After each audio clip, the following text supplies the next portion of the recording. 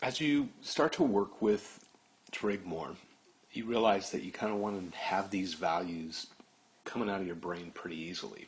And to go through the derivations that we've gone through in the last 3 videos, great to understand. It's really important to understand and get the feel for where these things are coming from. But it's time consuming and energy consuming to go through that every single time. So this video is designed to help you easily generate these values. A little bit with intuition, a little bit with pattern recognition. The first thing I would like you to see is that all of these can be seen, all these output values, 1, square root of 3 over 2, square root of 2 over 2, and 1/2, and 0, can all be thought of as being square root of something over 2. So let me set that up and then kind of justify what I'm saying. And in this way, if you remember that, I'll just square root of something over 2, then it's pretty easy to tell. They go in order. As you're looking at the unit circle, which I'll draw in a second, you can see kind of where they go and intuitively can tell, wait, I'm going the wrong way or I'm going the right way. So first thing to see is, well, square root of 3 over 2 is square root of 3 over 2, and square root of 2 over 2 is square root of 2 over 2. But 1 is the same as the square root of 1. So this one, this one can be the square root of 1 over 2. And similarly, 0 is the square root of 0 over 2. And the least obvious, I guess, is the top one, number 1.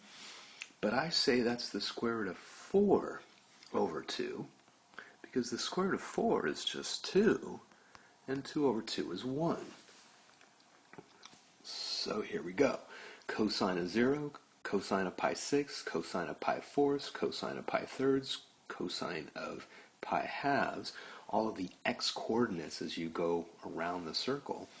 Square root of 4 over 2, square root of 3 over 2, square root of 2 over 2, square root of 1 over 2, and square root of 0 over 2. So let's see how that looks.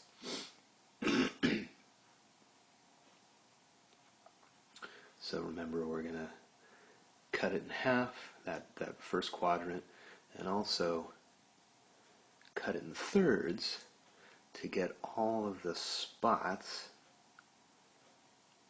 that we're going to look at. This first one is 0, then pi 6, then pi 4ths, then pi 3rds, then pi halves, and the cosine, which is the x coordinate.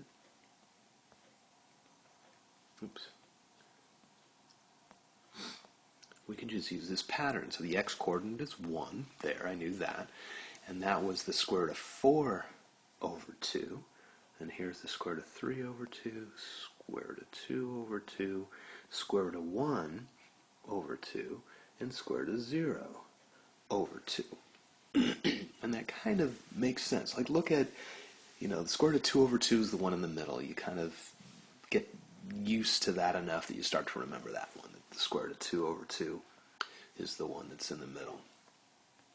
But what students often get mixed up on is they're like, oh, wait, okay, so cosine of pi 6 is 1/2 or square root of 3 over 2. I forget. But if you look at, it's the x coordinate. So I'm looking for the x coordinate when I'm at pi 6. And you kind of remember pi 6 is the smaller angle in here. 2 of those pi 6 or pi 3rds is the next biggest one.